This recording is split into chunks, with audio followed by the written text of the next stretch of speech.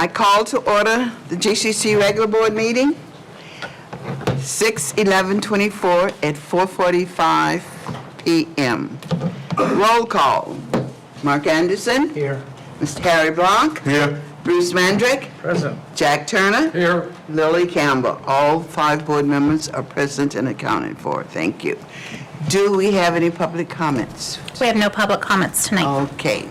I do have Welcome, everyone. a point of just information. Yes. I have to pick up my wife at the airport about 6 o'clock, so I will be leaving about 5:45.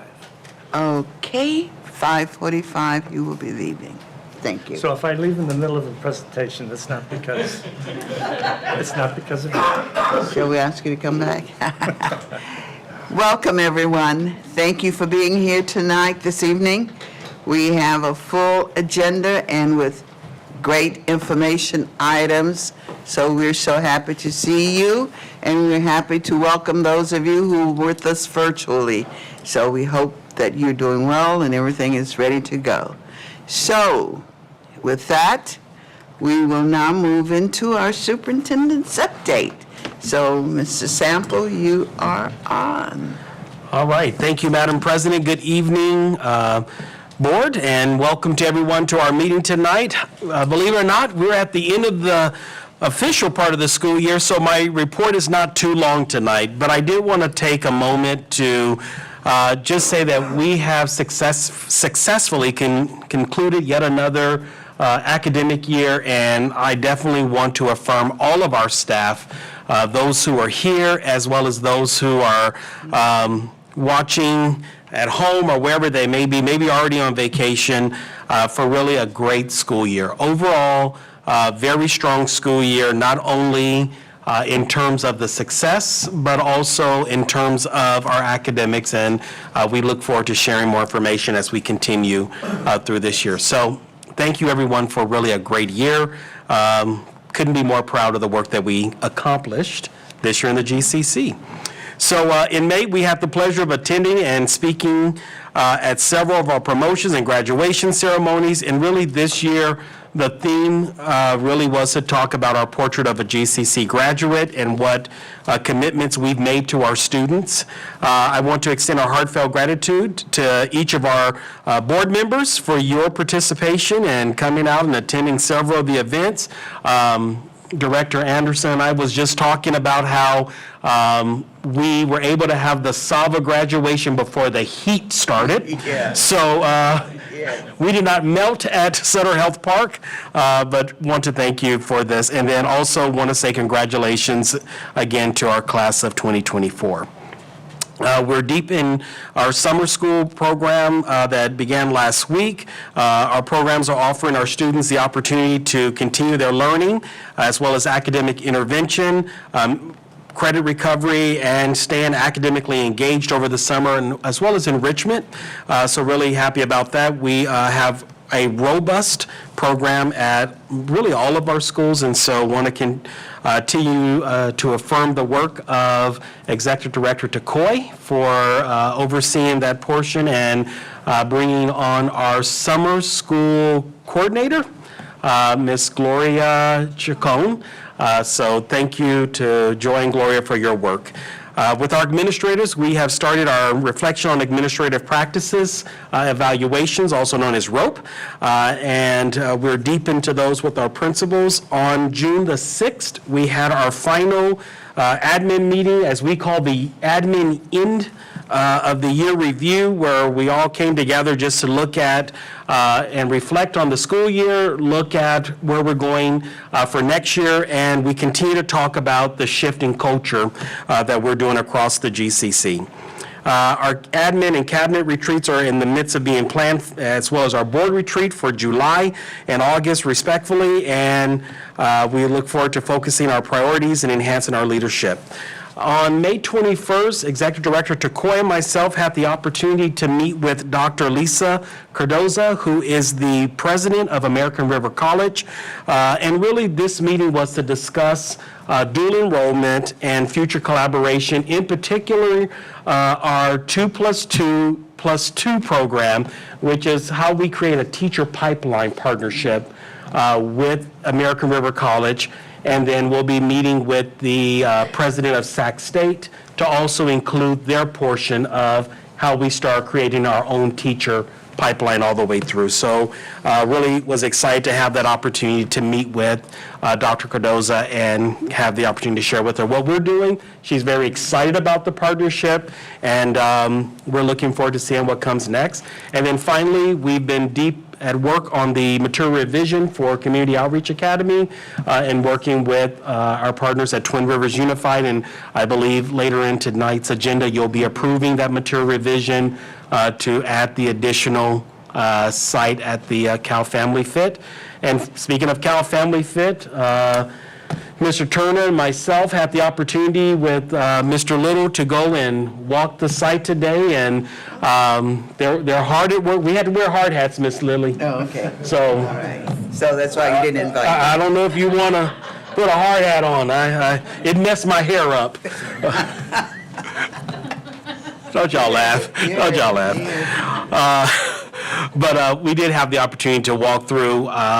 Lots more work to be done, but Mr. Little and our team has guaranteed that we will be opening the school year there on day one. So we look forward to continuing that work, and we will keep the board updated. And that is my report. Thank you very much. Board members, do we have any comments, anything at this point for the superintendent's report? Well, I don't see a hand, I don't see anything. Well, thank you again for your report and all the work you're doing, and I will comment later on at board comments on some of the things that we've been doing, that I was with you at some of the graduations and promotion activities. So we will comment on those later. So, with that, we are now ready to move into study session. And the first school report will be Community Collaborative Charter School, CCCS, Annual School Report. All right, so Director Campbell. There's only one button. All right, great. All right, I think I was prepared for everything, but not that overwhelming response, right? So I think that, as Jason mentioned, you guys are doing rope and GCC. Well, our ropes are tomorrow, so all right, great. And I did laugh at your hard hat joke, by the way. So, but in all seriousness, I did. It's not as loud as they cheered for me. I need to work on that. So, all right, but in all seriousness, Board President Campbell, GCC Board, Superintendent Sample, staff, thank you for the opportunity to talk a little bit about some of the great things that we are doing at CCCS during the 2023-24 school year and moving into next year, less than 60 days to the first day of school. Not that I'm counting, right? So, oh, wow, tough crowd. All right, great. So, jumping in, as we always do as, GCC is a National Showcase District. CCCS is a National Showcase School for the 8th year in a row. But what I'm most proud of is that this is the 2nd year in a row that all individual programs within CCCS have qualified individually as National Showcase schools. Besides that, the other things you see on the slide are things you're going to hear about throughout the presentation tonight. The other item here I'll highlight is the picture on your far left. That is GCC graduate Mamori Scott. She was a member of the Superintendent's Council last year, helping work with other students across GCC to develop the portrait of a graduate. She was recognized by AXA as Every Student Succeeding and also received a scholarship at the end of the year at graduation. So she is just one of many that we're super proud of this year, and just part of one of the great things you're going to hear about throughout tonight's presentation. And I also want to reach out and affirm Dr. Peterson. I know she's watching tonight, for her legacy of bringing CKH to GCC. It was either the board meeting or Sing 5, so I think that she's going to make the right choice and watch tonight, and she'll text Jason about the different logos she sees on the screen at some point. All right. Great. So, for us, as I mentioned before, there's 3 programs that make up CCCS. So we are going to do our learning information in 2 different slides. And both of them are really busy, so I'm not going to ask you to read them in depth. I'm going to do my best to briefly explain them to you. The first one is around some of our key data, around, iReady, which at this time of the year, we have the opportunity to share our end-of-year data with you, as well as our DOS data, which is data that's available for us as an alternative school program, and I'll explain that more in a second. So what you can see here, or what you would see here, is the top group of scores are the reading scores for across the 3 programs. The bottom 3 are math scores. And just what I want to highlight is for every program we experience growth from Diagnostic 1 to Diagnostic 3 in ranges of at grade level and above grade level. In reading for the high school, we went from 15 to 17% in the two areas. For the TKA program, we went from 10 to 25% in the top two areas. And for virtual academy, get ready, we went from 20% to 39% in the two areas. So definitely excellent work all around. For math, not much different, some good results. We had 10 to 12% in the top two categories for math. We had from 2 to 15% at the KA campus, great growth. And again, 20 to 41%. You can see down there on the last graph on the bottom of the number of students in the green, which is on grade level, and the, I guess I'll call it the shaded green, which is above grade level. So to me, just a testament to the great work that our principals here are doing to support students at their campus and make the portrait of the graduate come alive when it comes to being academically ready at CCCS. The last part is the DOS data. So if you didn't know, DOS is the Alternative Accountability Program, and the data there is the percentage of students who have positive, one or more days of positive attendance at our school, and do they qualify in one or more of the at-risk categories, with credit deficient and having a 45-day gap in enrollment being the most prevalent across all schools in the state. And so you can see the individual percentages of all three schools, and then our school-wide percentage is 70.6%. That's something we definitely need to reflect on and work to make sure we're digging deep into our student records, because next year we will be asked to certify again, and 70% is the low threshold for that. So I even feel like within this year's data, especially our TK8 number, that there's a few more attendance records that we might try to go through between now and the end of June to make sure that we can make sure that number is accurate, because next year it needs to be very accurate. So the next slide about learning is in relation to our school learning plans. Again, with 3 different programs, we felt it was appropriate to have 3 different plans this year. You can see the goals for each program, and then some of the data that came along with it for the K-8 program and the virtual academy program. Some of the iReady data you heard about really was representative of their growth, and also some really strong English learner growth that I'm going to share in a little bit. But the part I want to highlight, because as a DOS school, one of the key indicators we have is our 1-year graduation rate. And we did some work with our outside consultants from Solution Tree. And one of the key ahas we had this time last year is we weren't enrolling students in enough credits to move them toward graduation efficiently. So this year we didn't tell them, but we did it. And we gave them one more course. I'm glad I got some laughs. One more course, but it's true, per student. And we increased, you can see for the high school programs, we went from 24.9 credits a semester, and in the spring we had 29.5 credits a semester. A couple of weeks longer in the spring semester, but still great data. And virtual academy, not much different, with 27.65 and 28.89, where all numbers were, I didn't include on the slide because I was trying not to make it too busy, but all numbers were at or around 20, even in one case was below 20 for the CCS high school programs in the fall of last year. So really, in all cases, we were asking students to do 5 more credits per semester, and in 3 out of the 4 cases, they earned more than 5 extra credits per semester based on that work. So to me, that's just a testament to the work that we're doing to make sure that we can improve our 1-year grad rate and our 4-year grad rate.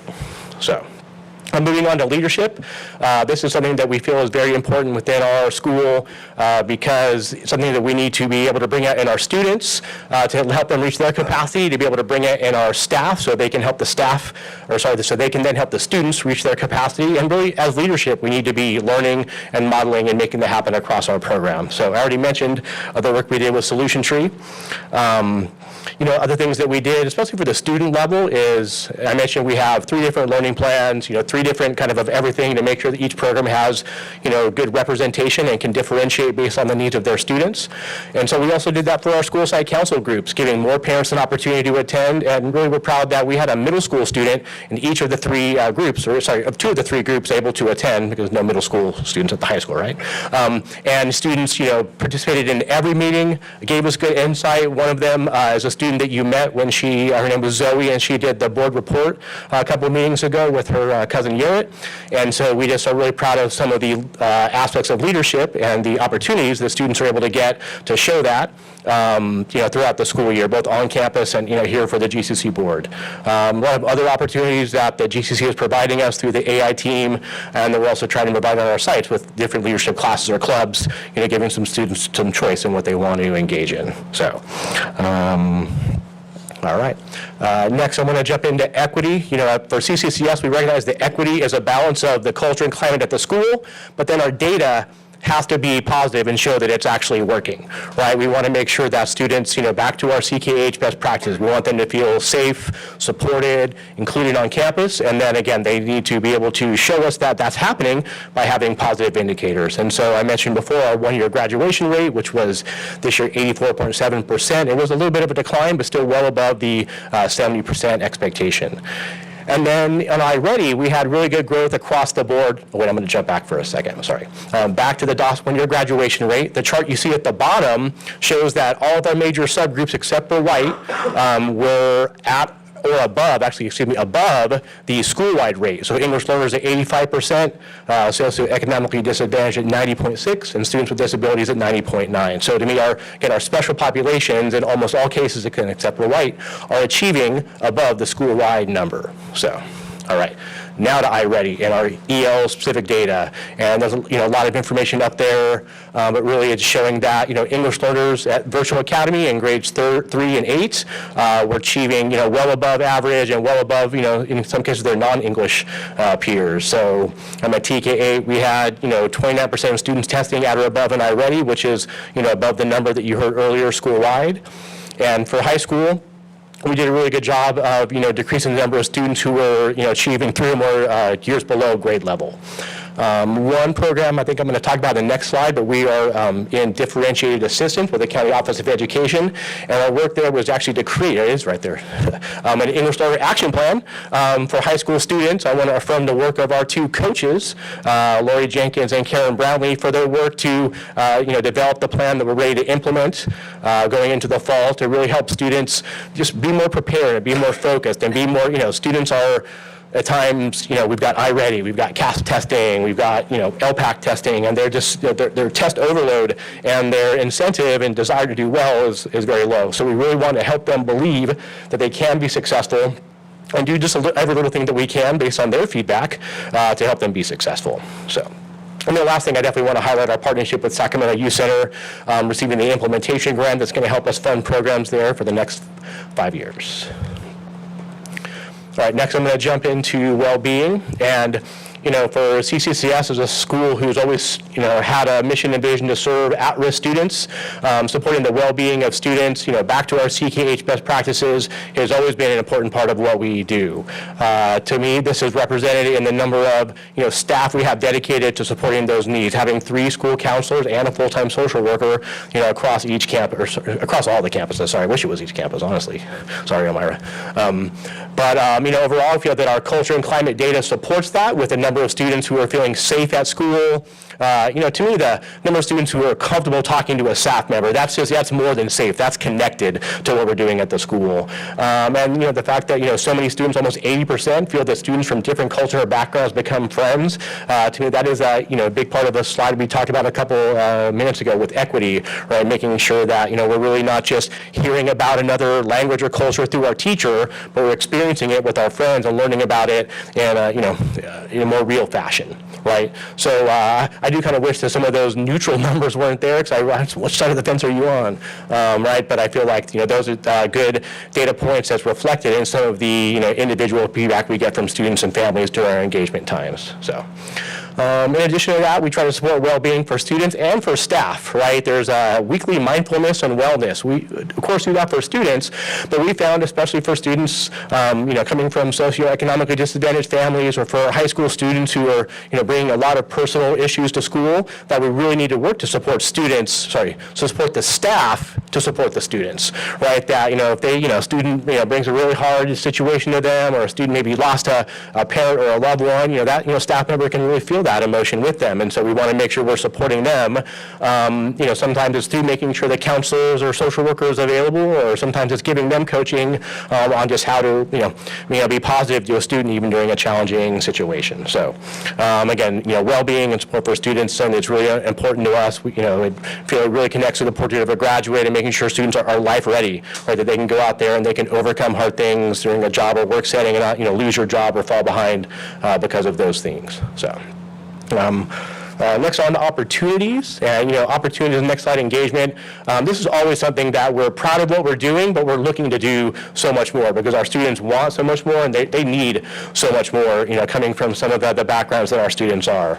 We're continuing to grow our CTE pathways. Dual enrollment was a great program that was available to all high school students in GCC, and we had, really big increases in the number of students there. We're proud to say that we had our first ever basketball team participate in the GCC Basketball League of 8th graders. We were proud of 0-5.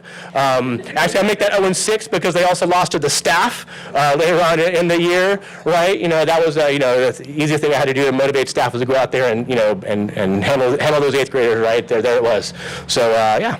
And actually, one of the pictures you see there is the students from that game, and, it was kind of our, biggest assembly of the year, so to speak, and, the students really got into it. It was just, a great moment at our campus, right? And also, we've been working really hard and need to continue to work really hard in finding creative ways to make opportunities available for the students in our virtual programs, right? We have to overcome some of the rules around and needs around immunizations, and, finding ways for families from a wider area. Not all the families live in one community or neighborhood around our school. And so how can we make it accessible in a way that's supportive and inclusive and give everybody an equal opportunity? Our teachers have really stepped up this year and done many more virtual opportunities and scheduled some in-person meetings for students who are eligible.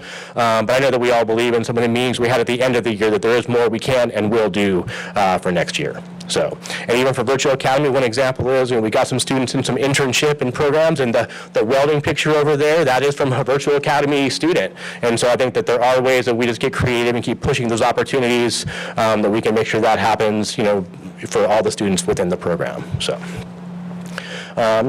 next is engagement. And to me, engagement, it's the things that you see here that we do as a school, like back to school and open house. But in our mind, engagement is even part of what CCCS offers as a program, where we have, 80% of the time on campus, fully virtual, maybe a couple days a week, right? It's something where we are really trying to make sure that we can, meet the needs of students based on, what they need, not what, we just say, hey, here's what school starts and when it ends, show up. So, there are some limitations to that, of course, but we really are committed to, finding the right program for that student, and there's really good collaboration and communication amongst the principals at CCCS, as well as amongst the, principals at other GCC schools when students are looking for transfers or have, special needs. There was a student from Futures this year who had cancer and went from Futures to GC Virtual Academy, right? He didn't do amazing. He was going through some things, but at least he got something, and it was really, when it, worked for him and how it fit him. So I'm glad that we can partner more in the right way with other GCC schools to make, engagement and these opportunities there for kids. Again, beyond that, we do some of the things that you see here I've talked about before. I mentioned our multiple school site council / DLAC meetings. We definitely have increased our number of, engagement efforts like our college nights and care fairs to be virtual in person, and we're looking at ways to kind of cross-pollinate amongst staff next year. Why do we need to do 3, college nights when we can do 1 and invite multiple programs? So proud of the work the principals have been doing to support that work. So what's next? Really what's next, I want to affirm Superintendent Sample for his leadership in his first year. To me, what I'm most proud of is that the Portrait of Graduate isn't something we did this year. It's here to stay, and we're just going to grow and improve it. And so that's an important part of everything. You saw, the key components on every slide, and that's something that I know that our staff is very positive about as far as the work that we've done, the connections that Superintendent Sample made coming out to our campus this year and getting to know students and staff, and, not just relying on, the prior relationship he had in his other role, and, staff definitely noticed that and commented to our leadership team about how positive that was and how excited they are to continue the Portrait of the Graduate work. For our school specifically, charter renewal, you heard that before, that's a big thing. Jason's looking forward to reading our charters this summer, so I'll be sure not to text him during that time. So, yeah. So, all right, I'll be out of time. All right, we have our WASP mid-cycle review for our school next year. Continue focused on enrollment growth. We had reasonable enrollment growth this year, and with Myra's part coming up about the governor's update, I will be sticking around with my tissue box I'm going to grab from Melissa. But so we need to do that to try to mitigate, those challenges whenever we can. I think very little was here yet, but when affirm, we're going to be doing some work on our one of our classrooms at the main campus, improving our space for CTE. Adding the playground at the TK8 campus, and just doing some minor improvements at our resource centers to make sure the students have great places to learn and grow. in addition to other things you see here. So with that being said, I feel like that, our staff at CCS is really committed to us doing best for kids. It's, I'm proud to be able to be the leader of the school, and we're looking forward to doing even bigger and better going into next year. So I appreciate your time, and of course, if you guys have any questions, I'm here to answer them. So Thank you so much, board members. We're not through yet. Okay, I saw Mr. Turner's hand first, and then Mr. Anderson's. Okay, Jack? Yes. I have to remember to use the mic. It's, Me too. John, I want to thank you again. As always, a very informative report. Could you expand on, I'm just impressed by the growth of the virtual academy. Could you expand on the reasons that you see for that growth? I can probably try to guess, but you deal with the people that are enrolling and with the parents that enroll their students. What's happening there? Sure. Well, I would say it's a variety of factors. I think that there definitely is a kind of the overflow. Maybe that's not the right word, but kind of the continuation maybe from COVID, and families that I think many educators were really frustrated by the distance learning, as we called it, when we had to go into COVID. It's because it was a forced situation. And it was just everything was out of our control, and the whole thing was just a challenge. Right? I think that there are some families that found some benefit of that. I think there are families with health conditions. We do also have a number of families where immunizations are something that they are not in favor of, and so prior to COVID, there really was a push to say you have to be immunized and you have to go to school, and Virtual Academy gives them an option where they don't have to do that. So, to me, sometimes it can be, just, different family situations. I say in the same reason that students enroll in another CCS program. They maybe aren't happy with their local school. They've got some personal life issues that are, getting in the way of them being successful in a comprehensive program. And I also want to say that I feel that the quality of program that we're offering across TK-12, the Virtual Academy, is just excellent, right? In offering more live classes. It isn't just what we, using the same Edgenuity curriculum at other IS schools and meeting with them once a week on Zoom. Students in grade 9 this year and grade 9 and 10 next year are going to be taking almost all their classes it's on Zoom, right? But it's a live format with a teacher a couple hours a day in the core subjects, right? Our teachers have worked super hard to develop that over time, right? The elementary, programs are much the same. It is, some of the time because you want to work with smaller groups are there, but yeah, so it's a combination of, to me, family need, that kind of being the kind of school that CCS has always been. But we have, Principal Jones and I have been talking about what's that going to look like in the future, right? That kind of initial wave after COVID was there. Is that still going to be there? Is the need and desire still the same? And make sure that we communicate with parents and educational partners to make sure that we're offering what they're asking for, not just what we feel like has been working or what they want. We need to make sure we're in touch with them. So I had probably guessed that it probably was that a certain percentage of the population that involved in the pandemic that found that it was attractive to use that mode of delivery for education. And I'm just kind of interested. I think it'll probably continue into the future. Yeah. One other aspect I would add is that, some of the, we have a lot of excellent schools in GCC, and many of them have waiting lists. And so at times we have been able to have students who are on a waiting list come to our program, and sometimes they want to go back. I mean, GIS, COA, EPIC, they're all, great schools, all of them. But sometimes they really like what we're doing and they want to stick around. Or, sometimes if they're there long enough, they want to stay the year because they recognize that changing schools in the year isn't, the best for the child. If you ask me, I could probably cut me off. I'll come up with 3 or 4 more reasons right now. But yeah, a lot of different things, and we're trying to keep an eye on all of them. So. My last question deals with chronic absenteeism. Before the pandemic, the chronic absentee rate was about 10%, and it's well over 20% now. I'd like to just, what techniques do you use to deal with that? Because I think that reflects what's happened in the pandemic and the student population. Do you try to get them into a program like the Virtual Academy that maybe would be something more appropriate for them, or do you have a kind of a mediate application process? So, The way we handle it is, I would say, comparable to your academic interventions, right? You've got your, tier 1, 2, and 3, and, you're starting out by, just some basic communications, meeting with the teacher, maybe a social worker, depending on what the need is as you work into it, and, sometimes with an administrator. Each school has 1 or 2 designated people to reach out and make those intervention calls. And for us, the number of CCCS is not great. I believe we're at like 30%, I believe is the number that's in my head, and I believe that's accurate. And part of it is as an independent study school that, students are coming and going at all times, and a student will stop attending, and we have to follow what are called tiered re-engagement strategies before we can withdraw them. And it is going to be 3 or 4 weeks before we can legally withdraw them, and there is no positive attendance claim. So I think the number is a little, I don't say misleading, but not accurate, a true reflection of what we're doing to support chronic absenteeism. But again, it's a combination of, we have, like, for example, at our TK8 campus where students are expected to come, most days we follow a very traditional procedure. Our parent liaison is calling every morning, hey, Joy's not in school today, how's she doing? 3rd day in a row, Joy's had that stuffy nose. We have lots of Kleenex here at the school, come on, down, right? So we're just trying to, just keep that communication going. And, Ms. Melissa, our person there, she's great. She, non-judgmental and really just trying to, sometimes we're collecting information to see what's going on, and maybe our school social worker is going to need to make a visit, or our principal or somebody does need to make a phone call home and try to dig deeper into what the issue is, right? I fully believe that no parent wants their kid not to go to school, and kid doesn't want to go to school, so we have to figure out why and just work to solve the problem. So, thank you. thank you, Mr. Anderson. John, great presentation as always. Thank you. I bring this up with all the principals, and that's the question about parental or guardian engagement at your schools.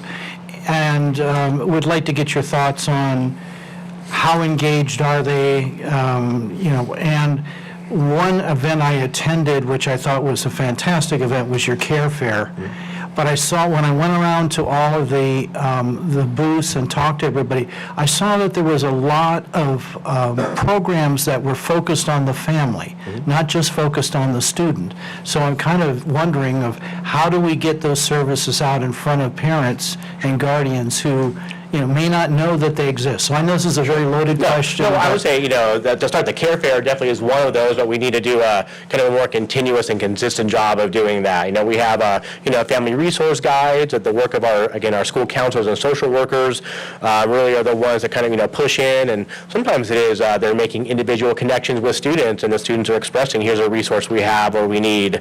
For us, so we do an enrollment meeting every time a new family comes in, and it gives a staff member an opportunity to connect with the family one-on-one, and they might always be transparent about what their needs are, but we check their permanent records and just do a little bit of a data dive on their past in CalPads to see what some of their needs might be. So, but again, most of the organizations at the care fair, they are dedicated to families, because even for our students who might be in the middle to late teens, if you're not 18, you have to have your parent or guardian, make that contact. We had a great organization come on our campus this year called Spark, but, there was only, if the student was so young, they had to get, this big, parent consent process, not just getting the kid to agree to come see them when they're on campus in a little more informal way. So sometimes having to tell your mom and dad what you're doing, getting help at school, why do you need counseling at school, right? So, and unfortunately, it is a little bit of a barrier. So that's why the resources are for the families, and also because we want the families to get those resources and sustain them past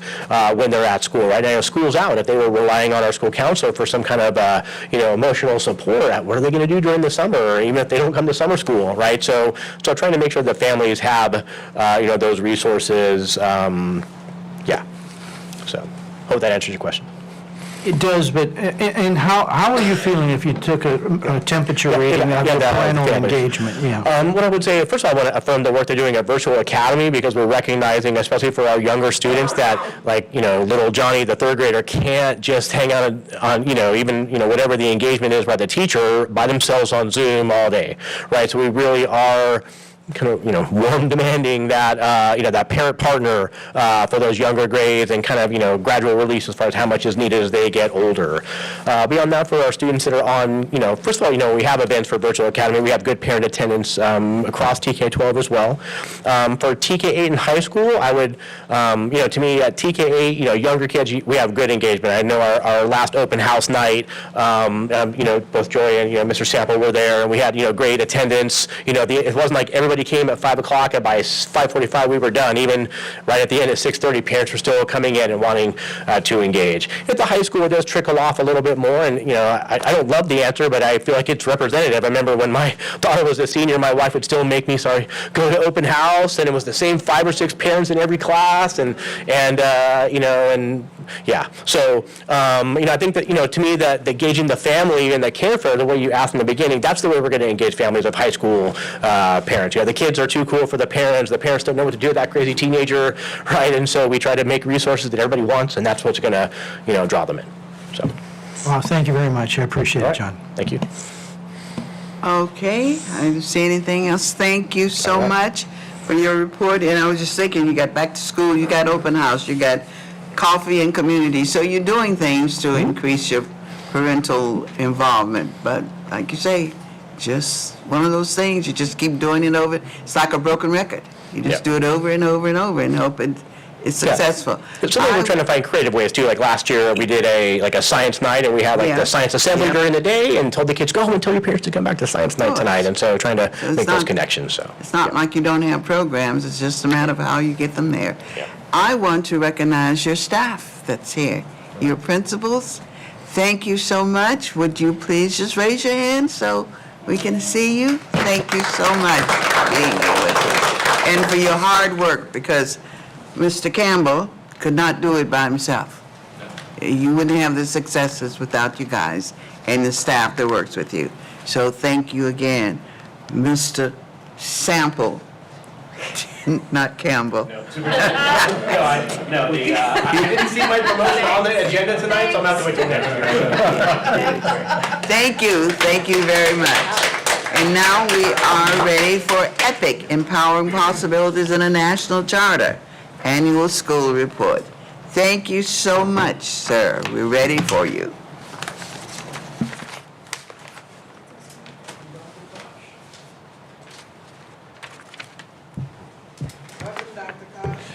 Good to see everybody this afternoon. It's my pleasure to present EPIC's end of the year report. I could go on for an hour, but I promise I won't, about all the good things that are happening at EPIC. So it's great to see you, Board President Campbell, members of the board, Superintendent Sample, cabinet, guests, Jerry Kosh, principal of EPIC. And we're going to start off with some good things about the 23-24 school year. All right, so we are a Capturing Kids' Hearts National Showcase School for the 6th time. Haven't quite arrived at CCCS's level, but I'm sure we'll be getting there in a few years. It's just a testament to the outstanding school culture that we have at EPIC. As you'll see in one of the pictures, our teachers do a great job greeting students every day as they come to school. Possibly the best thing this year is our enrollment hit an all-time high of 428 students. So all kinds of kids running all over the place and learning. It's great to see. We added our first CTE program, graphic design, to our MYP art design curriculum. And in another picture here, you see our wonderful art and design teacher, Mr. Roberts, teaching students Photoshop, which could be a good career-ready skill if they decide they want to move to Hollywood and make movies one day. EPIC underwent its first PYP evaluation, and it was a huge success. I want to affirm our coordinator, Ms. Nina Semeryuk, and Executive Director Takoy for their excellent support of our IB programs at EPIC. In another picture here, you see our new counselor, Ms. Rena. who we're very happy will be joining us again next year in supporting our development of MTSS. You see you're doing castle model lessons here on self-regulation and goal setting with our middle school students. And we had a full and successful TK class for the first time in 23-24. And in the past, we've had combo classes, but we had a full slate of TKers, and you see Mr. Sample here visiting with them in one of the pictures here.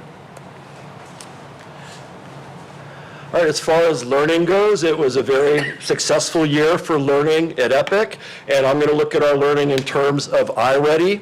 So we showed tremendous growth this year. In reading, overall, our students grew from 12% at or above grade level to 36%, and in math, our EPIC students grew from 10% at or above grade level to 46%.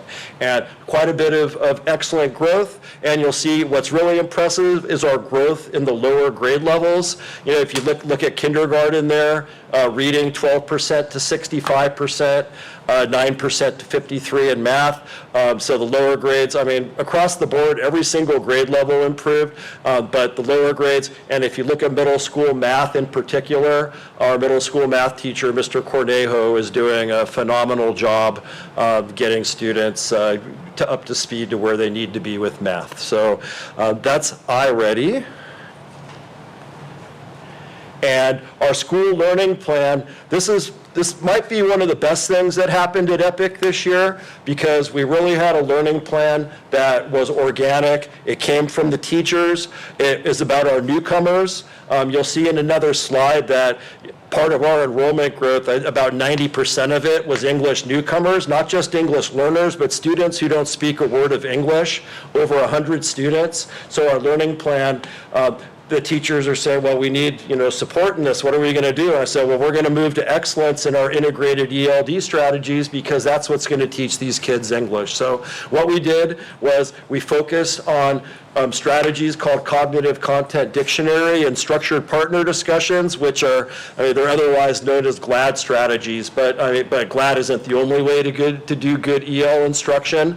And the goal was to promote more universal implementation. A lot of the time you'll see fragmented implementation of these strategies, but universal implementation amongst all the teachers in EPIC with the growth mindset. So we went into it saying, we're all in different places in these strategies and we're all going to grow, and that was the ultimate goal. So we had learning cycles, and our lead teachers were our experts in these strategies. So the learning cycles involved observations of these lead teachers and PLCs. The missing link with a lot of these plans is training, where you're asking teachers to do things they haven't been trained in. But at our professional learning day, our instructional coach, Mr. Hancock, and Kimberly Hefferon from the GCC led training in these strategies. So, and the observation forms that we used were based on elements of these trainings, so everything was connected.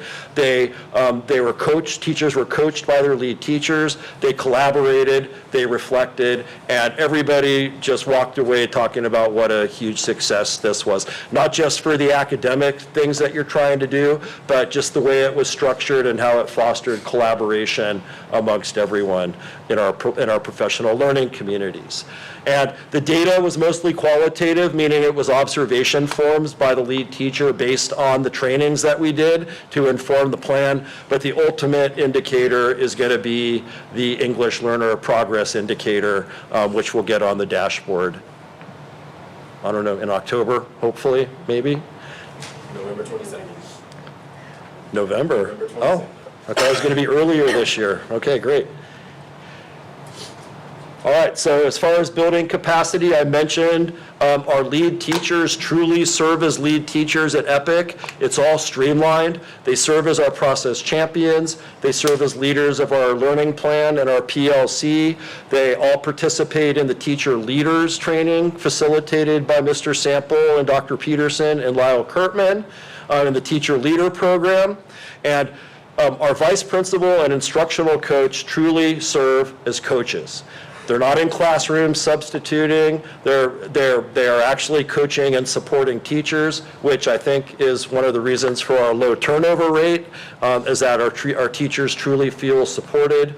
They do IB coaching. They do building thinking classroom coaching. They do school learning plan coaching. And one of the things I think that has led to EPIC's growth and excellence is that we've had a sustained focus on our professional learning. We're not starting and stopping and doing new things year after year. Our focus has been on capturing kids' hearts, building thinking classrooms, which you see from our math growth that it's starting to pay off, IB, and then integrated ELD, so we can teach our students English as soon as possible. So, you'll see we vary our trainings. I even go to the training. Up in a slide here, you see a building thinking classroom training at SCOE. You see our teachers in Chicago at an IB training, which they said was outstanding. And then I mentioned our instructional coach. In that picture in the right, you see him coaching a long-term substitute teacher because we know with staffing shortages, the substitutes need support. So he's actually in that classroom with that person. And then down below, we've done even more collaboration with our other GCC schools. And you see Gateway International School teachers collaborating with us on building thinking classrooms. And we're also working with our IB schools more and more as the years go on, thanks to Executive Director Takoy. And our students, we build their capacity through our student council, which is growing every year. And I know John mentioned the GCC AI team. We sent 2 students, and we're told that they did an awesome job here, and I knew they would, and they truly had a great experience being a part of that. All right, equity. So at EPIC, we recognize that equity does not mean equality. It means meeting the needs of all students. When we talk about equity, for the most part, at EPIC, we talk about closing the gap between our English-only students and our English learners. And we're building equity like that. I mentioned our school learning plan focusing on ELD strategies. We've hired more bilingual staff, and we constantly re-examine our ELD structure for possible innovations.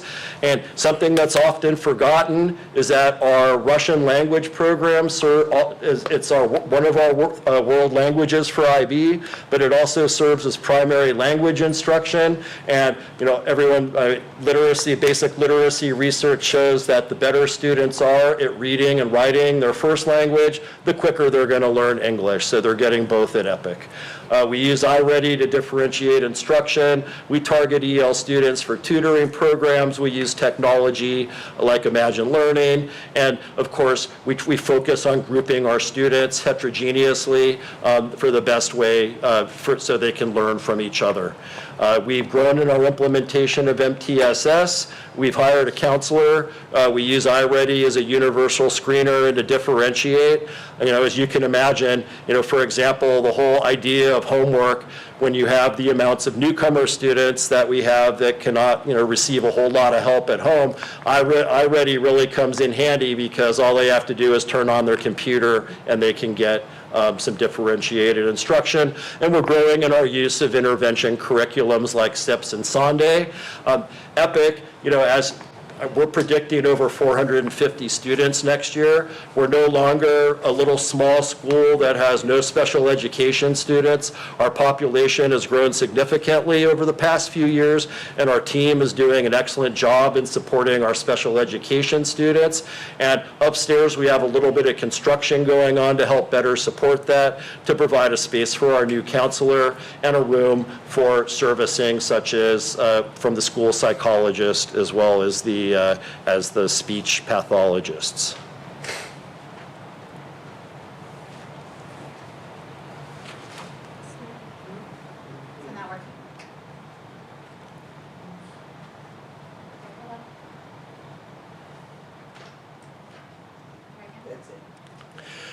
All right, social emotional learning supports for staff and students. So we start with, being an IB school, one of the foundations of that is called the learner profile, which is 10 traits that we all aspire to attain to become more global and internationally minded. And the work at EPIC is going to involve integrating the portrait of a graduate with the learner profile and having students reflect. For example, I mean, an easy one is how being knowledgeable relates to being academically ready, right? And finding ways for students to reflect on that. This is also a WASC goal of ours too, because WASC wanted us to create the portrait of an EPIC graduate, but GCC did that for us, and now we're just making the connections to make everything streamlined and integrated at EPIC. I mentioned our counselor being an expert on the CASTLE model, and going to get more social emotional learning lessons going on. And we'll be using her in other ways that I'll talk about later in the presentation. We do all kinds of recognitions, IB Learner Profile Awards, academic awards, monthly student and staff recognitions. We regularly build morale through birthday celebrations and lunches. We have an active student council, which helps plan fun activities. And it's just, I can't say this enough, you can eliminate almost 95% of discipline problems. And we don't subscribe to, PBIS, but we operate, with the key tenets of it. And the focus on positive incentives. We have teachers giving copying good tickets out all over the place. There you see a picture of having donuts with admin, which we've been doing this year. And at our carnival, we had like all these prizes we were raffling out. The kids, they definitely want to get those. We have the Owlbuck store. You see a bunch of kindergartners hovering over the toys there with their Owlbucks. We have ice cream reward parties for students who had good citizenship grade. All the teachers have classroom incentives. And what this has led to is very few discipline problems. We can focus on teaching and learning at EPIC, and our suspension rate is it's not even 1%. So, it's a pretty good place to be. Opportunities. Our after-school program has grown significantly. Mr. Victor's done a great job with it. You see a picture of our music program there. We're up to about 70 students. We've added after-school science, soccer, volleyball to an already strong program. In fact, Mr. Victor's there now during summer program, figuring out more things to add for next year. And something that people forget about EPIC is our world language program is unique, is in that we offer 2 world languages.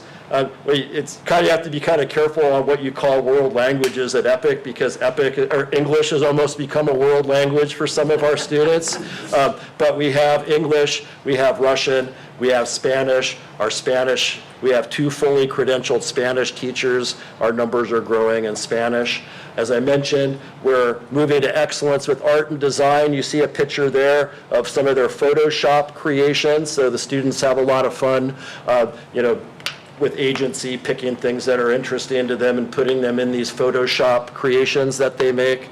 Mr. Roberts does a great job. And I think this is the first time in history, EPIC, we've always had state adopted curriculum, but now we have state-of-the-art adopted curriculum, and both our English and our social studies and science, we've piloted and adopted the TCI curriculum, which is highly beneficial to English learners.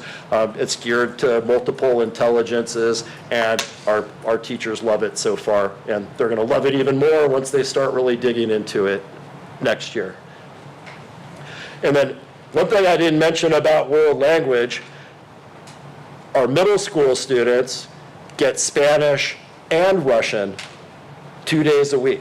So think about that, because most of our students are in Russian. Our students that are coming in and are new to Russian, we're finding a way to successfully differentiate beginning Russian, don't ask me how we do it, our staff does it, but we have kids who have never spoken Russian learning their ABCs in Russian at EPIC. So pretty cool stuff. All right, engagement. So I mentioned our enrollment. It's hard to believe that 2.5 years ago, we had 302 students. Now we're up to 428. So you can imagine there's a lot more kids running around Epic. And something interesting about that number is of about, that's 124 students, I think, if I did the math earlier. I'd say about 100 of those are newcomers who didn't speak a word of English that are now at Epic. Okay, so when you see our data and things like that, that has to be a key consideration when you're giving tests to kids who have been in the country for like 1 year. But anyway, we've worked hard, and we're expecting to be up in the 450s next year, by the way. So lots of kids at Epic. Epic has worked hard to reduce chronic absenteeism. And I know I'll probably get a question from one of our board members about chronic absenteeism, which I'm expecting. But the thing is it's been part of our improvement plan for the past 6 years. So, I mean, we're trying our best. But the initial data shows that it dropped this year. So hopefully Aries Analytics is correct, and that data proves to be a reality when the dashboard comes out. We continue holding parent events, our fall festival, our multicultural fair, our annual events. They're both very successful. We hold family engagement nights, family math nights, IB night. Down here you see Executive Director Takoy at our IB night. We have a partnership with the Yolo County Food Bank. I believe this is our third year or fourth year with that, where they bring about $10,000 of produce for our families once a month. I want to refer Mr. Block for coming out to Farmers Market, I think it was last month. And not only did he come to Farmers Market, he also, I think our fourth graders were preparing for Multicultural Fair and had some nice conversations about Japan, I think it was, with some of our fourth graders, which they appreciated. We have a partnership with the YMCA to provide free summer programming. This year we leveled up, and we incorporated our own staff into that program, so they're getting more academics this summer than they did last summer, which is good. And we have our fourth grade teaching team has a partnership with the California Department of Fish and Game. I could have put a picture of their salmon eggs up there, but they're hatching and releasing salmon eggs. And they're also raising chicks. They're doing all kinds of stuff you wouldn't believe are happening on the second floor of a building like that. It's all good, though. It all meets all the health code, trust me. All right, what's next? What's next? So we're going to sustain our excellence as an IB school. We just had a PYP evaluation. Our MYP is coming up in 2 years. But the beauty of it is they're all focusing on the same program development, on creating student agency, providing more choice within the standards, which of course is going to lead to more engagement when the students have that choice. We're going to continue excellence with CKH.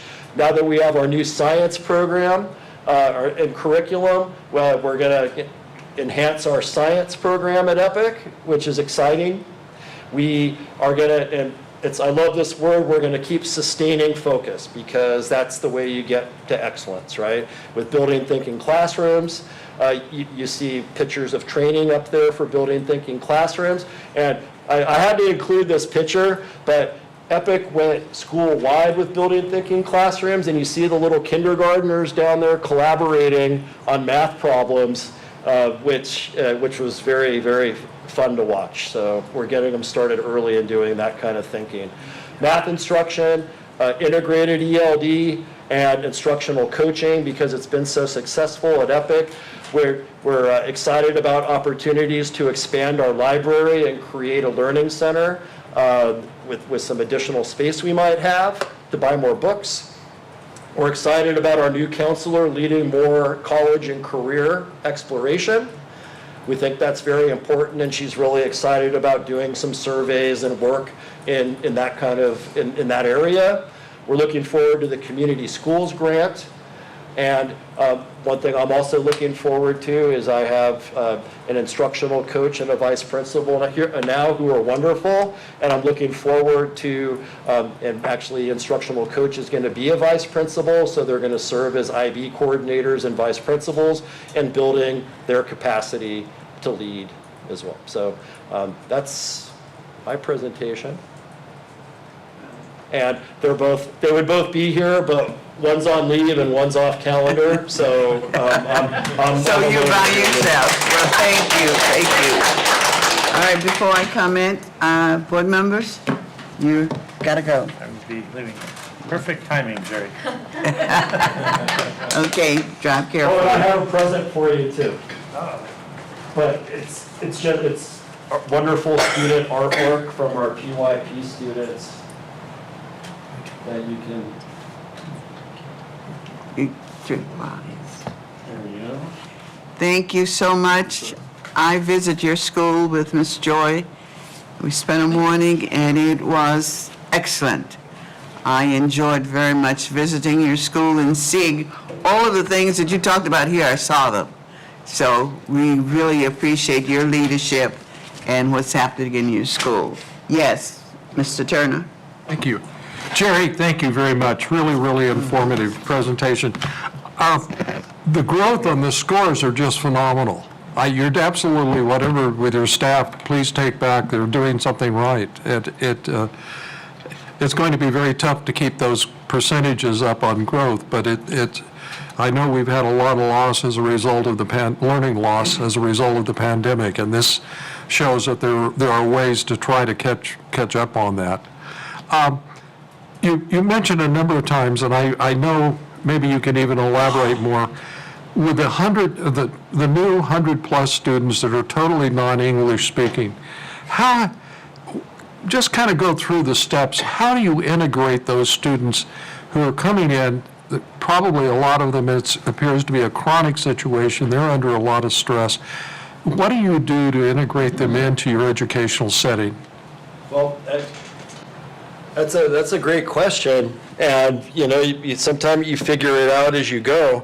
But the one thing is everybody, you don't know each student's individual situation, why they came, what was going on in their personal lives. But one thing, we're not seeing the level of trauma that people would think that you would see from these kids.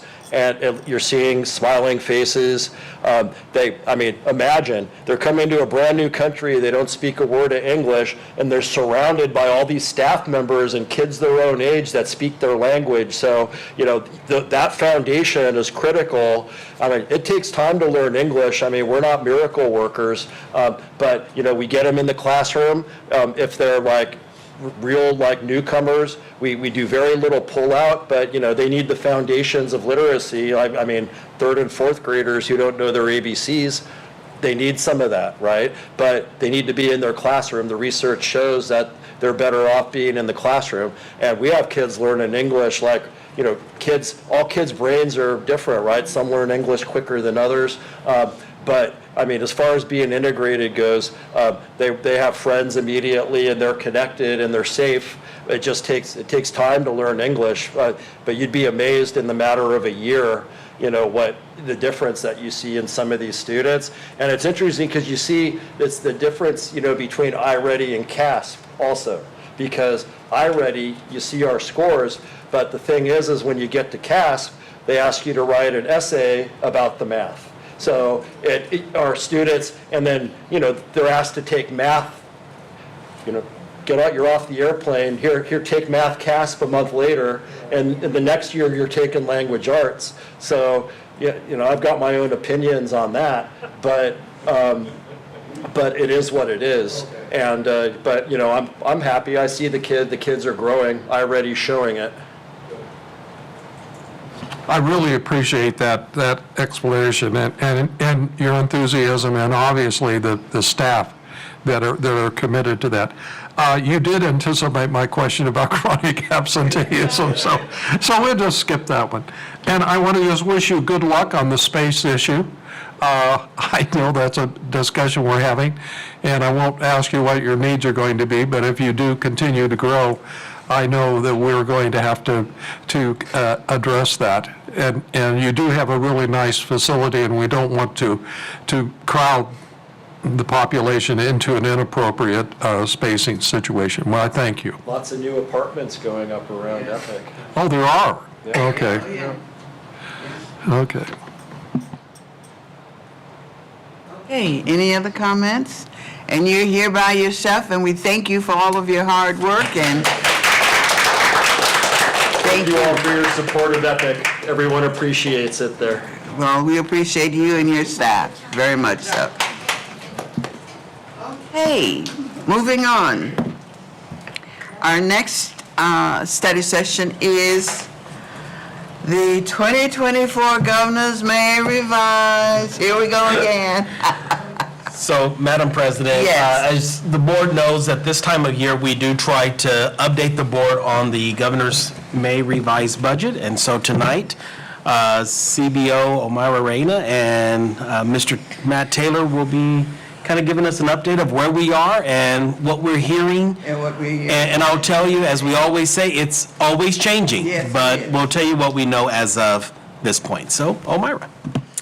Good evening, President Campbell, Board Trustees, Superintendent Sample, and staff. I Are we saying Superintendent Campbell again? Is there a Sorry. trying to tell me? I corrected it. I said sample. So I will go ahead and present our Governor's May Revise with a little bit of updates on some of the latest that we've heard. So I'll kind of jump back and forth on what is considered May Revise and what is considered news after the fact. So the California state economy is showing inflation continually is maintained persistent. Interest rates are increasing. Unemployment is increasing. The gross domestic product is low, and therefore there's not a lot of growth. And then factors that impact our economy are the Russian-Ukrainian conflicts, Middle East conflicts, there's cyber attacks, and then U.S. and China relations are things that impact our economy. So this just kind of big picture. We'll start with big picture on what's happening with our economy and what's impacting it. I always like to talk about what makes up the governor's budget, and it's the big three. It's your property tax, your personal taxes, and the other one is your businesses, right? So I showed the difference between the governor's budget, which is the blue. So you can see the bars on the blue. You have the LAO in the middle, and then you have May Revise, which is the green. And so governor's budget from January to May has gone down slightly. About 1 million, and the LAO continues to be much lower. So we continue to see that discrepancy between the two organizations, and we continually watch it and to see what's happening, right? What is their latest number? I'm going to go ahead and start and talk about Prop 98. There's been a lot of conversation at the state, legislative, advocacy groups that are looking closely on what the governor is doing, how are we going to, make sure that we're getting the dollars that education is entitled to based on our Constitution. So we had a tax delay in 22-23. And so they called it this conundrum of where we were funded. We were overfunded in 22-23. And so what the governor tried to do, which is considered the Prop 98 maneuver, was to fund us on what we should have received based on Prop 98 testing, right? Not what we received, but what we should have received, right? And so that's where you see that dip. So he did something that advocacy groups from CTA and other advocacy groups were fighting to ensure that they restored us back to what the Constitution says was what we were funded, right? So we'll kind of go a little bit over that, and that kind of illustrates on the enacted budget what it would have been. The governor's budget shows now the Prop 98 maneuver. already being implemented, and then the May revise with more updated numbers.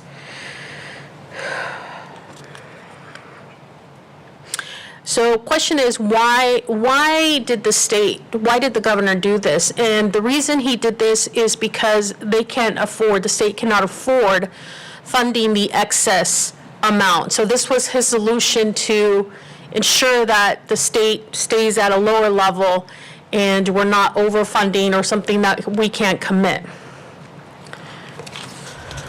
Okay. But of course, there's concerns and there's been protests about it.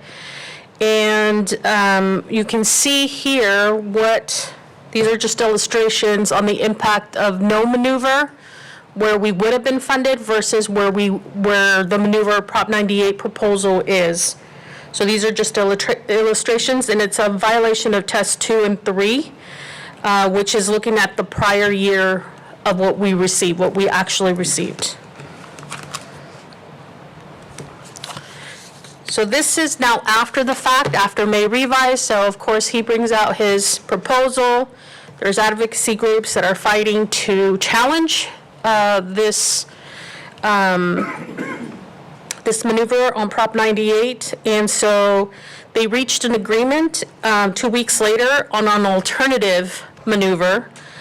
And this is now, instead of the 8.8 that we were looking at, is now 6.2 billion.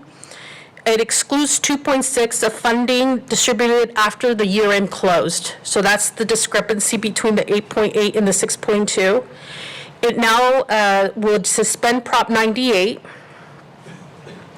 And it would also adjust levels for 23, 24, and 24, 25 back to what we were actually funded. Right, and I'll kind of illustrate what that looks like. This will cause the 22, 23, 23, 24, and 24, 25 to be lower. So I've heard you're hearing rumors, cash deferrals are coming, everybody's really worried, what are we going to do? Well, the solution to this for the 2 years, for 22, 23, and 23, 24, which is our current year, are being addressed by the Prop 98 reserves. Right, so that's the solution of how those are going to be backfilled. Now, the issue is now moving forward, right? If the state can't afford it, they're going to be looking at deferrals potentially, right? So they're kind of going to start pushing down the county and address it as they go, right? So that's what we're looking at. In order for Prop 98 suspension, it requires 2/3 vote of the legislator. And this would now restore test 2. And now it would be legal to actually move forward with this proposition. So we're looking potentially this solution versus the first one that was presented on May revise. You can see here what the differences were, right? So May revise, this is the blue. You can see that's at 102.6 billion. What it looked, revised minimum guarantee, that's with no Prop 98 suspension. And then with the suspension, you can see that's where we're going to be funded. So you're going to be actually lower, right, in 23, 24. This is 23, 24. And then the other slide shows you what's happening in the future, right? We're kind of going to take short-term losses for long-term gains. Right, so that's the end goal of the advocacy groups fighting for us to maintain the level that we were at. We are at a higher level, therefore, in the future, we're going to get more money, right? And so that's the maneuver and that's the deal that they've kind of come across. And you can see the tug of war there, the illustration there is really what's happening, right? Some additional reductions, and this is going back to May revise and how they're trying to address the shortfall, is the 3.6, there's 3.6 billion in reductions. As far as I know, it's not directly impacting education, and I'll kind of speak on the ones we do know about. 5.2 billion in revenue and borrowing, 5.2 billion delays and deferrals, 3.4 in cost shifts from the general fund to other state funds. And then you can see down below, it talks specifically about education, and it talks about how it's not making any core educational funding changes. But it is affecting certain programs. The delay of the California preschool, transitional kindergarten, and full-day kindergarten facility grant programs, those are being delayed, kind of pushed out, right? And then reduction in the school facility program from a one-time 8.75 million to 500 million. So these are just some of the propositions that he has in order to be able to balance the budget and how that impacts us. As I spoke earlier, they talked about Proposition 98 reserves and how that's going to be used to resolve prior year, right, in 22, 23, and 23, 24. And you can see those adjustments, right? So for previous years, it's basically going to deplete. You can see 21, 22, that's our balance, the 8.1 million. And then you have the adjustments that increase that. And then you have 23, 24 adjustments that's going to draw down the reserves to that point. And then in 24, 25, we've depleted the amount that is sitting in this Proposition 98 reserve, which is concerning, right? So what's going to happen in the future years when we don't have something to fall back on, right? So that is something to kind of keep in mind, and we will continue to watch our budget closely. We come to the LCFF funding factors. The governor's update had a 0.76% COLA. It is now 1.07. That's just based on true-up of revenue numbers and where we're at fiscally. And so our final number, I think, is going to be 1.07. Here are our numbers and how it impacts on ADA. You can see that second line of 1.07 COLA. You can see by grade level how much more we're getting per student. And you can see the grade span adjustments and what we get for supplemental and concentration funds. So it's just for your information. And also the TK add-on at the very bottom, you can see that number. All these numbers are obviously impacted by the COLA. Some of the state programs that are receiving COLA are here, and I kind of checked the ones that we participate in and we receive funding for. Child nutrition, we receive funding through Twin Rivers, and so through the sites that they support. We also are directly funded for Empowering Possibilities, or EPIC. So we are now participating in that program. Our mandated block grant, special education continues to get funded for COLA, and then the charter school facility programs. Those are the ones that we participate in and we get funding. Okay, I'm going to pass the baton over to Matt. Hello, everyone. It's good to see you all.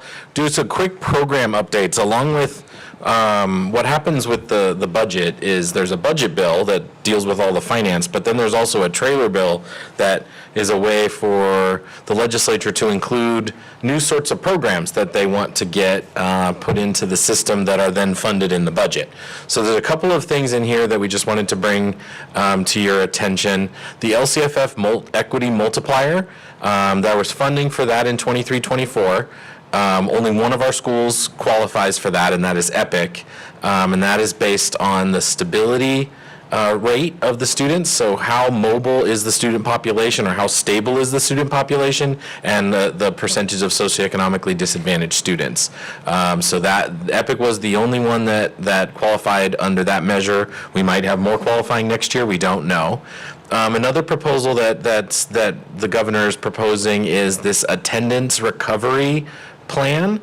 So sort of getting at Director Turner's questions around chronic absenteeism and how do we help schools manage the attendance loss, is creating this program around attendance recovery that would allow schools to offer Saturday school and after-school programs to count as attending school. So the original proposal in the May revise said that would start in '24. It's now going to be moved out to '25 based on the financial considerations. They're actually worried about, well, what if the schools do a really good job of improving attendance? Now we're not going to have enough money. So they kicked it out to '25, '26. There's also, along a similar vein, there's 2 additional changes that they're proposing towards independent study. Now, these are things that charter schools have really been able to do for a long time, but are now finally going to come to all schools, which is to allow short-term independent study of 1 day. You could actually have students on an independent study contract for a single day to reclaim that ADA to educate the student, and then claim that ADA. As you can see, the chronic absentee rates of 24.9% in 22-23, the legislature's trying to figure out a way how to combat that. So there's a few new changes to this instructional continuity program. It's going to limit the amount of days that we can claim, so up to 15 days. It used to be in charter schools you could claim up to 20% of your ADA in short-term independent study and still be considered a classroom-based charter school. Well, now that's changed, and it's going to be you can only claim up to 15 days of this if you're a classroom-based charter school. The other provision that's down here at the very bottom that's kind of snuck into the trailer bill, and a lot of the education community is really upset about this and are trying to advocate strongly against this, is if a school has to move to remote learning, on the 5th day, if you have to close your schools for a fire, if we've got smoke days and we're having to close the school, on the 5th day, we have to revert to fully online learning, is what the budget is telling us that we're going to have to do next year. So you have smoke days, you want to close the school for 5 days for the air health of the students. On that 5th day, we now have to revert to full Zoom learning like we did during COVID. So this is a very scary proposition. I think as a charter school and as a really dynamic organization, we'd be fine at day 5. We'll figure it out. School districts are freaking out about what this might look like if they had to convert their whole school to online learning within 5 days. So this looks like it's going to pass, and so we're going to have to develop plans around what do we do when that happens. Two more programs. One is already a law that was passed a year ago. It's implemented this year in the summer of 24. Is recess, requiring recess for all students, and not being able to remove that recess unless the child presents an immediate threat to themselves or others. And so we cannot take recess from a student any longer as a punishment for something that's happened inside the classroom. So we're having to develop new policies and procedures all around that. And then there's no proposed cuts to the ELOP funding for 24-25. They're continuing to keep that at the same rates.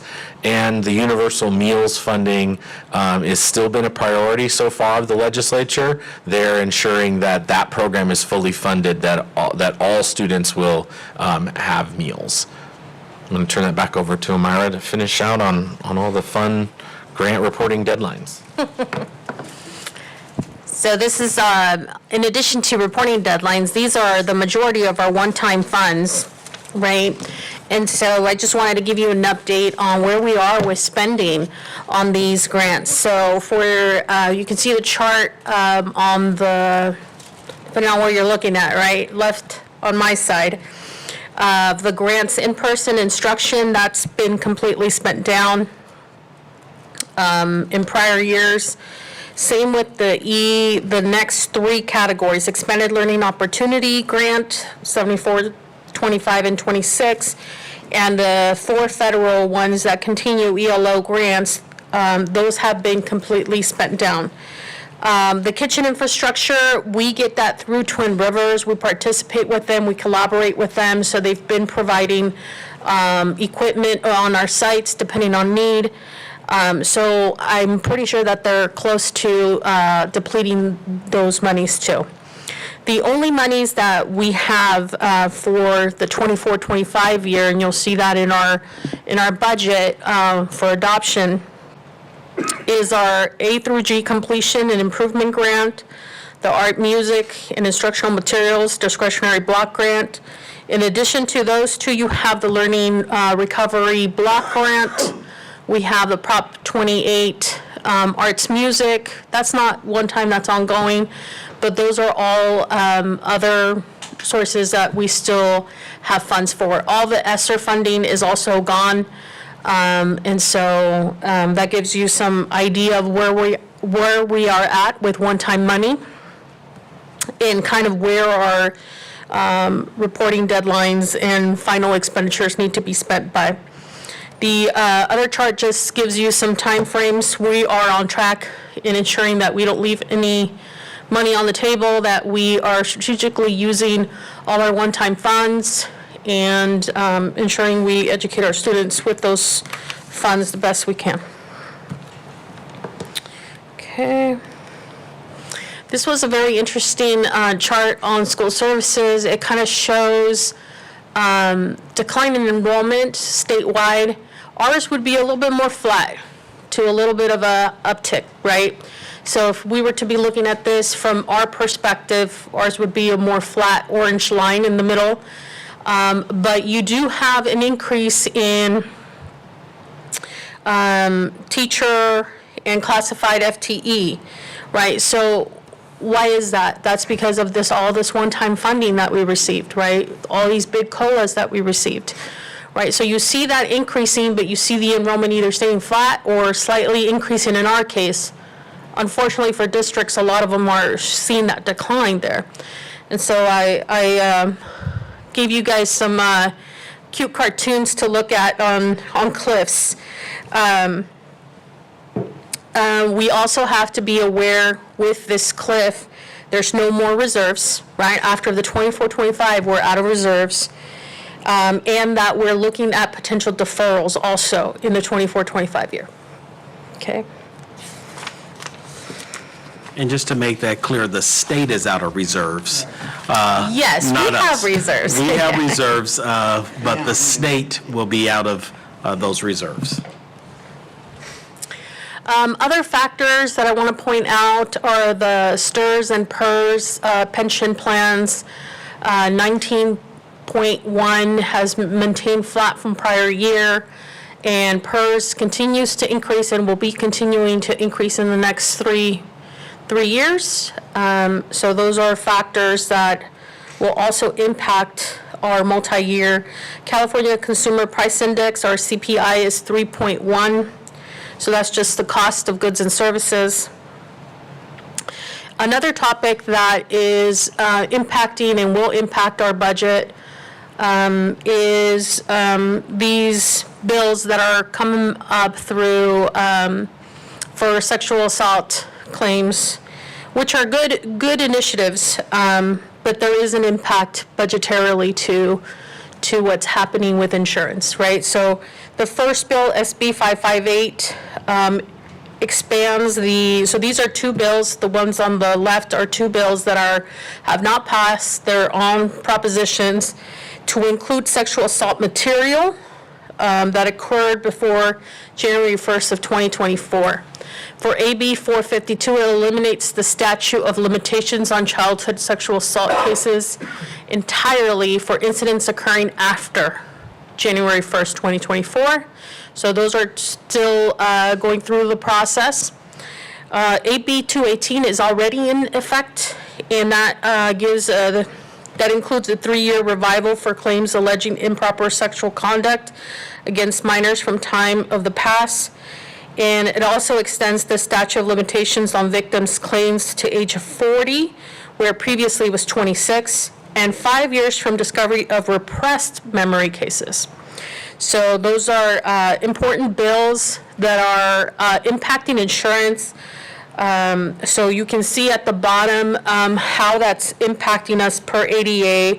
It's going up $12 to $20 per ADA for premiums and $15 to $45 on assessment. So that kind of gives you they illustrate the COLA versus liability and insurance, insurance cost increase. So we are seeing that. We started seeing that actually last year.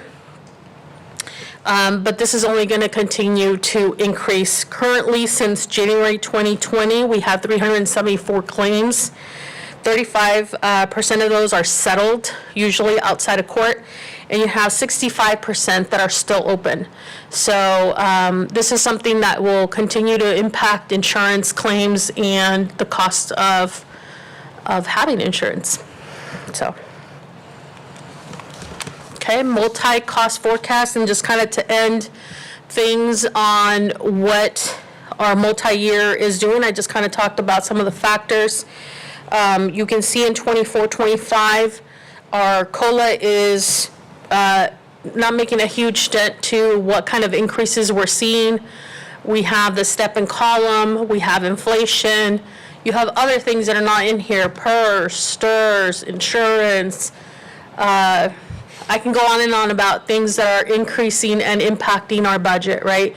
Special education contributions, we have actually seen an increase in special education contributions. We did receive some federal and state funding that was one time. That impacts the maintenance of efforts for special ed and therefore increases our special ed contribution, right? So this continues down the line. You can kind of see some of the things that are happening. And then what's ahead? The cliff is here, so we got to start addressing, we got to start being careful with our positions. Are we going to restructure based on attrition? Are we, being real strategic on how we're going to address this? Prop 98 to final outcomes, obviously we're going to continue to watch the budget and see what our final outcome is in July, and we'll be sure to bring back an update. And I will be presenting next week our budget. And I will entertain any questions now if anybody has questions. I know we have a lot of questions. I'm not ready. sure we know which ones to ask. Okay, Jack, I saw your hand, and then Mr. Block. Yeah, no, Jack. Omara and Matt, I want to thank you. I think you provided me more information that it would take me a long time to analyze it, and probably it'll change very quickly next year. Just a number of questions or points. I have lost track of the number of times that the state has proposed pre-kindergarten programs, and so once again, it appears that that's going to be one of the programs that's on the chopping block. It'd be nice to know what our commitment is in continuing that and so forth if the state's going to reduce the funding. I'm fascinated by the state coming up with the term maneuvers instead of just using the old-fashioned one, kicking the can down the road, and it'll all hit in 24-25. And I think that's something we really need to, as a school organization, really begin to plan for. No, it was very, very informative, and I know every school district in the state of California is looking at the same numbers that we're looking at, and it doesn't look pretty. Yeah. Thank you. Do you want to address anything on the pre-K? I was just going to say on the TK that's still funded at the same levels that it's been over the past few years. There was a proposal that was in the May revise that would have increased funding for preschool and special education, and that is the proposal that's been shelved. So we're still fully funded for TK, still At the level they originally proposed. Yep. With no increase then. with no increase, correct? I think Yeah. it's just additional proposals for also kids that are 3, children that are 3, so that's being delayed. So we serve kids as young as 4 that are right in that age group to be able to retain. So we already practiced that, but obviously there would be funding with it. So those are the things that are being delayed. Okay, thank you. You're welcome. I was looking at, what's our class size now? Because the It's different depending on what school. So instructional independent studies, smaller, usually class sizes. the size of rooms, like COAs, Rafferty rooms, and some of those rooms are pretty tiny. So it's really based on capacity. It's based on the type of instruction. Yeah, because if we have to make cuts and have to do things, then we have to increase class sizes, and that could be a problem. So, and then I like this thing falling off the cliff that you said was because we got set up with this one-time money. And Yeah. that's the way. That's a good way to see it. Yeah, and that's, I always thought that was a setup, so, I'm just gonna leave it alone. Well, and Director Block, I will share with you, one of the things that we have tried to be very intentional about is spending those one-time dollars on one-time things, contracts and other things. And so Omira and her team, meeting with the principals, have already started looking at what things do we need to move, what things do we need to freeze. So while the state will feel a much harsher reality, we've been planning for this over the course of the year. And Omira and I both frequently talk in my office about, all right, what are we doing? What are we looking at? So I just wanted to make sure that we stated that we definitely we've developed a plan. And all year long, talking to our site administrators, working with them on what's coming, what is it going to look like for your multi-year. And, a lot of them are actually coming back with initiatives. So this is what I'm giving up this next year and really looking at how to make their budget work. And I think that's the key to the whole thing, looking at it, planning ahead and not waiting until the last minute.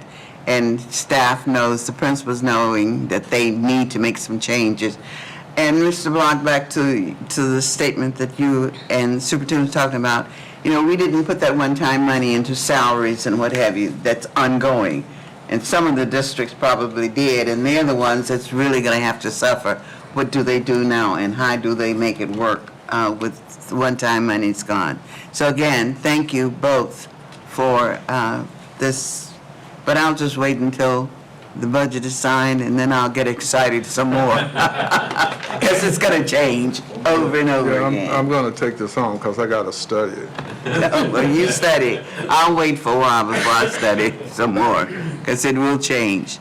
All right. Thank you very much. Anything else? All right. Now we're moving into, I got to figure out where we are. Oh, we're at the review information, the board meeting schedule. And let's see if I can pull that up right quick. You had a chance to look at it. It was sent to us, the GCC board meeting for 2024-25.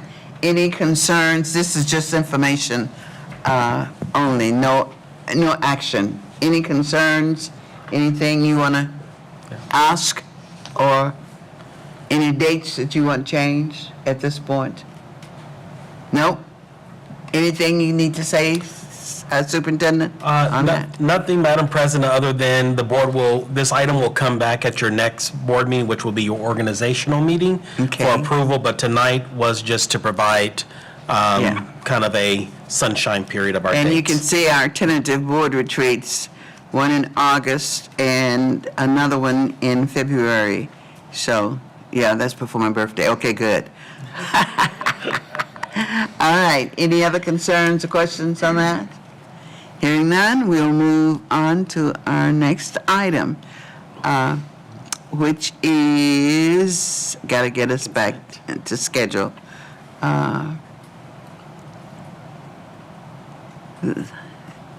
Sorry, let me go to my book here. Yeah, I have it here. Okay, then we are now at curriculum instruction, public hearing, fiscal year 24, did I miss? Oh, consent agenda, I'm sorry, I'm just kind of making the board go fast, aren't I? Okay, all right, sorry about that, folks, we gotta slow it down. We have the consent agenda items, adoption of the GCC board meeting minutes, 5/21/24, personnel consent agenda, purchases over $30,000, disposal and surplus technology, 2025-26 school year calendar, which you've received, board policy revisions, and community outreach academy material revision. These are the consent items for approval. Madam President, staff is going to pull consent item 6.4, the disposal of surplus and technology, and we'll bring that back to your next meeting. So we're All going right, to pull that so we will tonight. not be voting on item 4, disposal and surplus technology.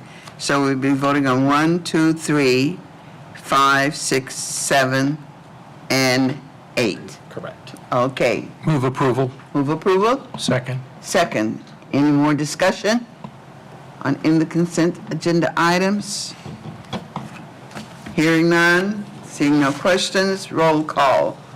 Mark Anderson? Yes. Harry Block? Yes. Bruce Mandrick, absent at this time. Jack Turner? Yes. Lily Campbell, yes. Okay, the consent agenda items have been approved unanimously. All right. And now we are at curriculum and instruction. Public hearing, FY 2024 fiscal year 25, local control accountability plan, LCAP public hearing. The board will now open the public hearing on the local control accountability plan for all GCC schools.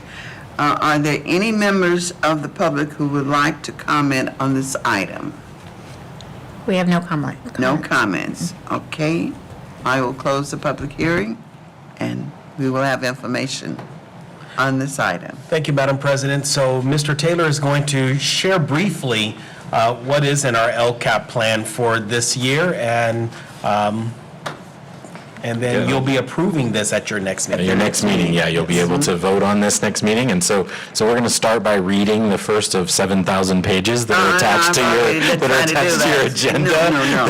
There are a lot of We've already LCAPs and a tried lot of detail. So we're going to distill this into 5 slides, okay? Thank you. So the LCAP, as you all remember, it's really a 3-year plan of our actions, goals, services, and expenditures of what we're going to do with the money that we get from the state. This LCAP provides an opportunity for us to share and the community to really provide input on what they want to see in our plans. We engage educational partners throughout the year, all the time, but for the LCAP purposes throughout the spring, we have staff meetings, school site council meetings, ELAC, DLAC, family engagement nights.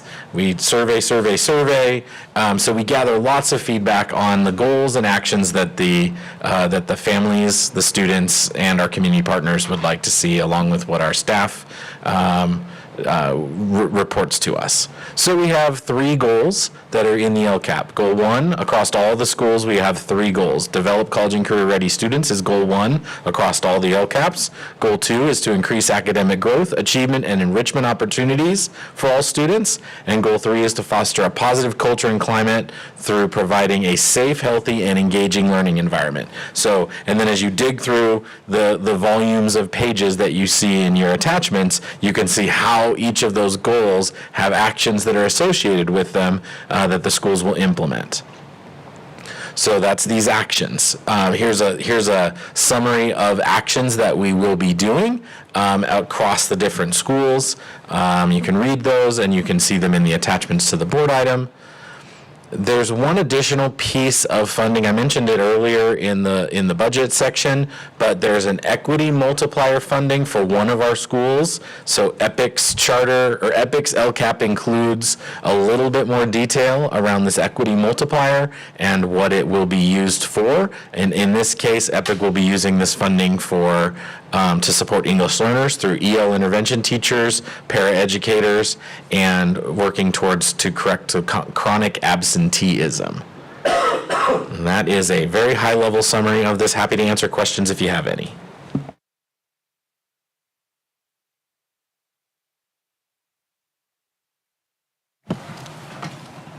No questions? Okay, and this is information only. We will be voting on it at our next board meeting. So thank you, and we do have the reading for ourselves here, a lot of it. Thank you. All right. You have something? Nothing?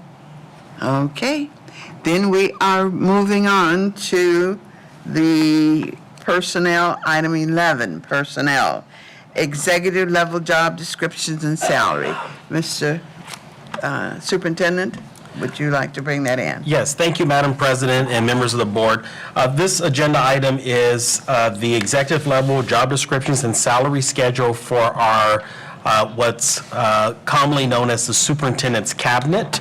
As the world of charter schools has changed, and as we continue to practice best practice around transparency, it's necessary for us to share what the executive compensation level is for our executive level. And so what you will see is Director Berrigan and myself were able to review local similar size districts and charters to develop the salary range that is reflected in your agenda item for each of the positions that are listed. And so we want to share tonight that each of our salaries are within the competitive range of our local school districts. All right. Does Board this members. require a motion? Yeah. I move the item. All right. I'll second it. No comments. Okay, any discussion now? It's been moved in second. Do we have any more discussions or questions from the superintendent? Hearing none, seeing none. Roll call. Mr. Mark Anderson? Yes. Mr. Harry Block? Yes. Mr. Jack Turner? Yes. Lily Campbell, yes. So that item, the executive level job description and salary, has been approved unanimously by the board. And thank you, board, because these people work so hard, so they deserve everything that we can give to them, because they do a yeoman's job of everything. And Madam So thank President, you. if I could Yes. just echo that, definitely I want to affirm my team for their work, and each of them have done, as you just shared, yeoman's work to move our organization forward. So I want to thank them publicly and affirm them. All right. Okay, we're now moving to the next item, the superintendent's employment agreement. As to that item regarding approval of the second superintendent CEO employment agreement, I am required by law to indicate prior to any vote that the agreement has a term of 3 years, beginning July the 1st, 2024, and ending June the 30th, 2027, and provides the following based upon a successful evaluation.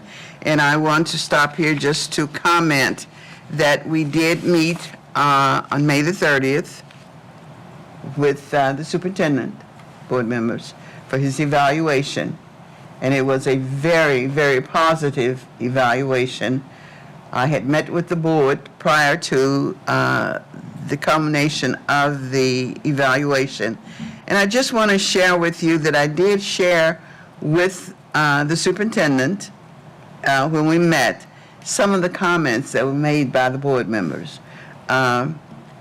You stated that his leadership skills are strong, that he makes a great effort to reach out to all of the board members and I'm sure to the staff. He's moving in the right direction. He's very kind and has grown as a leader. He has a good future. He has made a smooth transition. And one that I like, he has a good head on his shoulder and is people-oriented. He's a visionary and can see what the future looks like. And we did that with the portrait of a graduate. That has really motivated the staff here, and we know what we're working towards now. And one of the board members stated that he's watched him grow as a little boy, and he's really grown into a leader and a gentleman who knows what he's doing. So those were some of the comments that I shared with the superintendent as we went over the evaluation. I'll wait for comments now. No, I just say it would be my pleasure, enthusiastically, to move approval of this item. Well, I need some more before we Okay. take the vote, because I do have to talk about the base salary that you can see, I think, on there. Employee contribution for the California Public Employees Retirement System. He has a transportation vehicle allowance of $800 per month, professional growth leave of 10 days annually, and also sick leave of 12 days annually, in lieu days of 5 days annually, paid vacation of 10 days per year, $9,420 towards annual health and welfare benefit premiums, professional and civic membership dues annually, and deferred compensation as follows: August 1st of each year, $5,000 in 2024-25, $7,500 in 25-26, and $10,000 in 26-27. And I also would like to note that this annual salary is in keeping with the compensation comparability study the board has received and is projected on the screen, so you can see that the salary. So now, sir. I still enthusiastically move approval of his employment agreement. Fantastic. And I will second enthusiastically as well. Enthusiastically. Any other discussions, comments for any of the board members? Well, enthusiastically, I will call the roll. Mark Anderson, Yes. Harry Block, Yes. Jack Turner, Yes. Lily Campbell. Yes, and I think I need to do this. It has been approved unanimously with all kinds of accommodations. Thank you. We are pleased with the year that has finished, that has come to the close, and the year that you came in as a new superintendent and has made real good strides with several things that wasn't mentioned, with the Students' Council that we were so very pleased with, getting students to assist you, with the parents, meeting with parents and what is it that they want to see. So we really thank you. And we're very pleased with the outcome and what is in store for the next 3 years. Thank So you. thank you.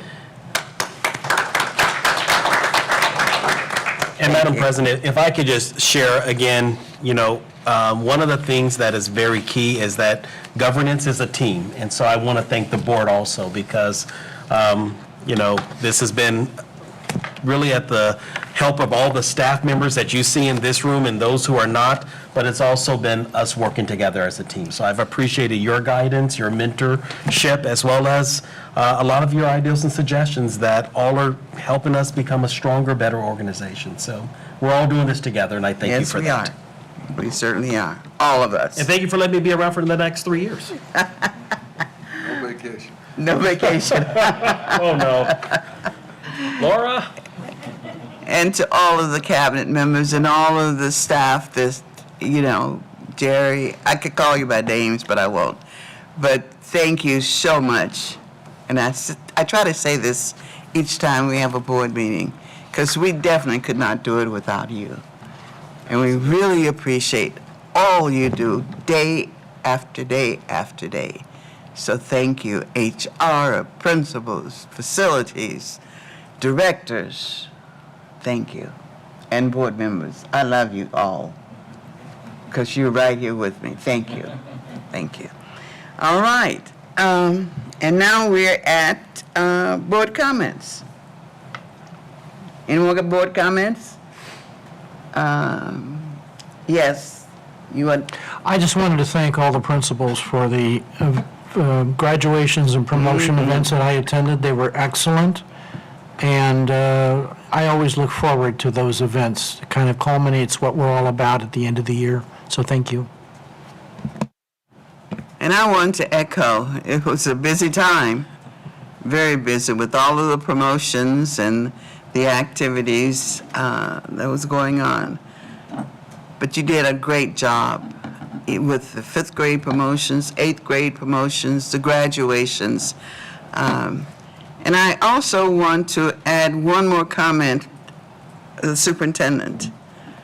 How many graduation speeches did you give? Do you know?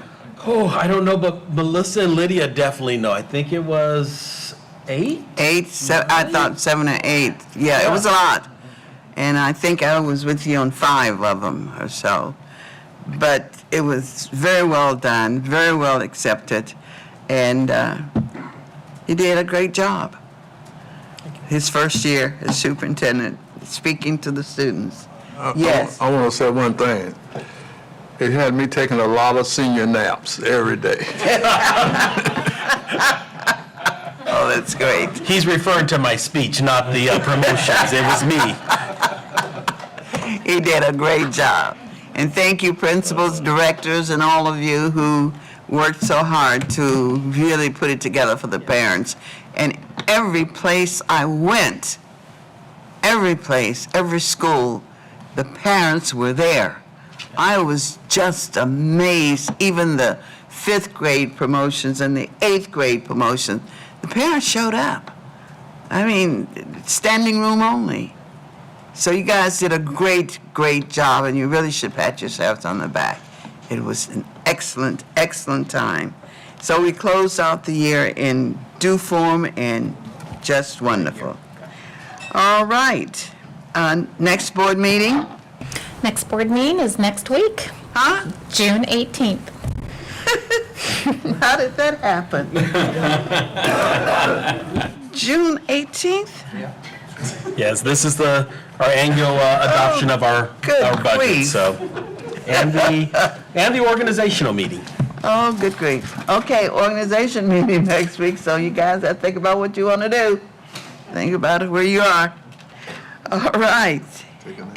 So what? Take a nap. Take a nap.